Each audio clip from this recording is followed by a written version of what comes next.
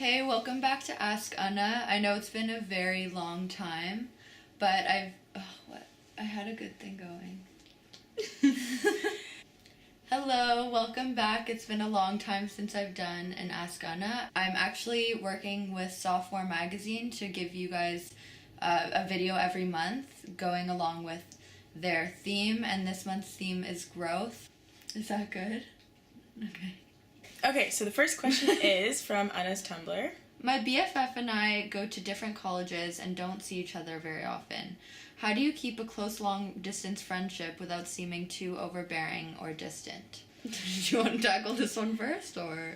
Anna and I go to different schools, but her schedule is more intense than mine. This term I took 6 classes, which was pretty intense for me, and it's hard, but I think if you live close to each other, then you're kind of lucky. Like, Anna and I saw each other on her lunch break today. Well, but when you don't, and like if someone is in another country, then I guess FaceTiming is always a good option. Every friendship is so different. I have friends who I don't see for months, and when I see them, it's the same feeling, and we still appreciate each other. I think you need to, there's like an adjustment period when you first go to college or your friends move away and you're living in different cities or going to different schools and you have totally different schedules. Like, I always feel so guilty for not seeing my friends that much because I go to school like 6 days a week, and on the last day of the week I'm like exhausted. But I think it's important to have communication with them, and actually like different friends need different things. So even like asking your friend like what she needs or how she is at the end of the day every day, just to talk for like 2 minutes is a way to stay connected. And then FaceTime when you can, because we're so lucky we have like phones and stuff. This is a little bit different, but this is a long distance relationship that I have to deal with. It's like my sister lives in a different country than I do, and for me, like, we recognize that we need to feel like validation from each other every day, and we need to talk to each other every day. And we FaceTime each other every night and text each other throughout the day. And when I don't hear from her for a day, it's like kind of weird. And I send her texts like, "Are you okay? Like, I want to hear from you. What's going on?" So, but then I also have like my best friend who was my neighbor when I was like 5 years old. We like barely see each other, but it's always the same. And she gets that I'm busy and we have different lives.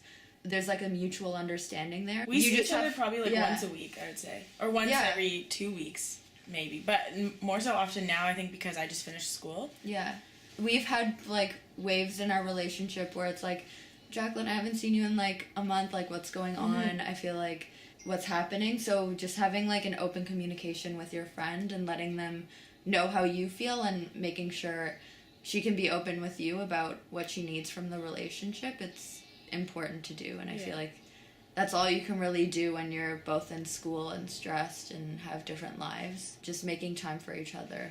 So figure out what works best for your friend and you. Always just ask. Like, there's nothing wrong with asking what they need. So the next question is also from my Tumblr. I just had a question about how you stay inspired in daily life. I'm a junior in high school and recently have felt very lackluster, and I'm starting to get worried that it's something more serious. Any tips, tricks, advice, and experience would be greatly appreciated.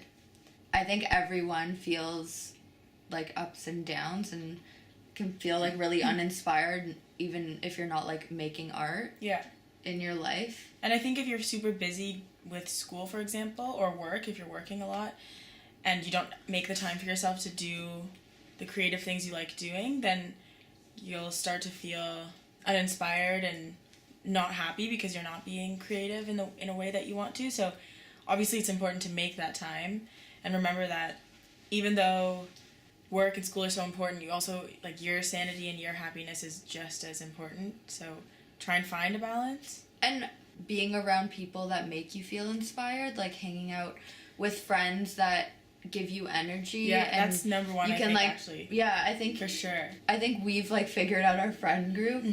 Like, we're now in our 20s, and I feel like finding the people that actually make you feel like, this is cheesy, but like the best you and the most productive can really help, because we're all influenced by our friends and who we hang out with. And if someone's like working on a project, you can get involved. And especially you're in high school, so extracurricular things that you can look into that maybe be interesting, or even going outside of your boundaries, even if it's not art related, but not art related. Like, even if you really like math, you can join like a math team or something. And if you're in college or university, like, first year is a little more difficult because you're studying like broader subjects, but really experimenting with what makes you happiest and what makes you feel the best. So like changing your routine can also help, and you might find out there's things that you weren't interested in before, but now you are.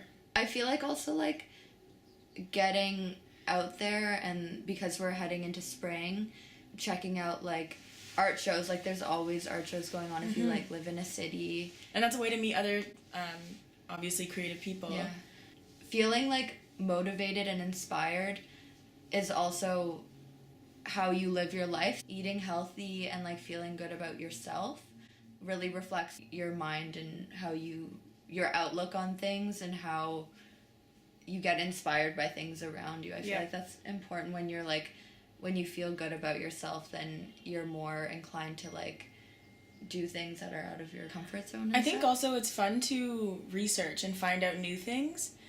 So as much as like changing your routine to see something new, like changing your hobbies or your habits. For example, like Anna just showed me this new TV show called Broad City, and I think it's hilarious. And I've been like sad, and I just watch an episode because they're like 20 minutes long. I mean, it doesn't inspire me so much, but it makes me happy inside in a weird kind of way. Yeah, I think because I relate with the characters. I can be like Alana. Yeah. or like they just go through silly adventures, and I relate, and I think things like that, just finding out new music, new TV shows. I feel like you've gone through that. I've like been so involved with school, so that is my creative outlet, and I have to be inspired all the time. But like, you were like, I feel like I'm not doing enough art, and then you submitted your stuff in like different art shows, and you've been like doing that more because you thought just putting yourself out there and trying to find things that you haven't done before, which is what I guess keeps me inspired. Yeah.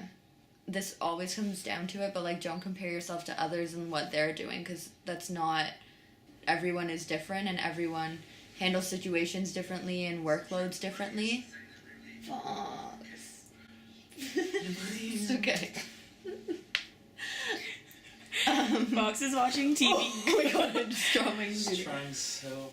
Do you agree though? Not comparing yourself to others is like but that's the hardest thing. Yeah, to do, because you're like, damn, she's doing so well. And that's well. Also a way that I get inspired is that I look at others' work. Yeah, others' work. It's a balance, because you're appreciating other people's work, but you're not. You can't strive to be them because you're not them, and you'll never be them. So don't try and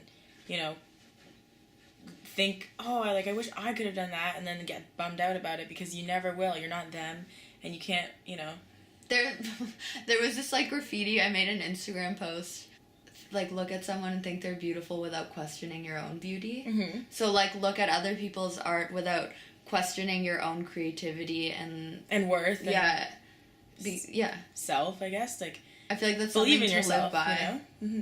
And like, reminding yourself of that, because obviously we all do it, and we all are guilty of comparing ourselves to others. That's literally my life, like, every day. So to answer your question, it's a hard question, because like, we're still in that. We're still in our 20s. We're figuring ourselves out. We're constantly questioning ourselves. Mm-hmm. So. And I mean, I still have days where I'm not inspired, and I don't know what will inspire me, and then I find something, and you just have to make sure you don't let it spiral down into something. You said, like, is this, like, more serious, or should I be worried? Don't get down on yourself if you're in a phase of, like, being uninspired. Maybe, like, check out videos and other people's content and work, and... Or, like, read a new book or something. Like, go to a certain art fair, or go to a certain neighborhood and go for a walk that you've never been in. If it's safe and appropriate. Just don't be so hard on yourself. Yeah. Okay. I think that's good. So I think we'll end there. Yeah, but we're excited to do this. I mean, I'm excited to help. Yeah, Jacqueline's been helping me get everything organized. I don't have my own camera, so I have to rent cameras. But I'm ending school soon, and I'm going to make a video with my mom as well. So definitely ask me questions. Please send me DMs or Tumblr messages. I read them all. So if you want to be anonymous, go to Tumblr. If you don't, please DM me, comment. And yeah, I hope you like this comeback video. We didn't get down deep and dirty, but I think this was just nice to come back to. So yeah, please subscribe and go to Sophomore. Well,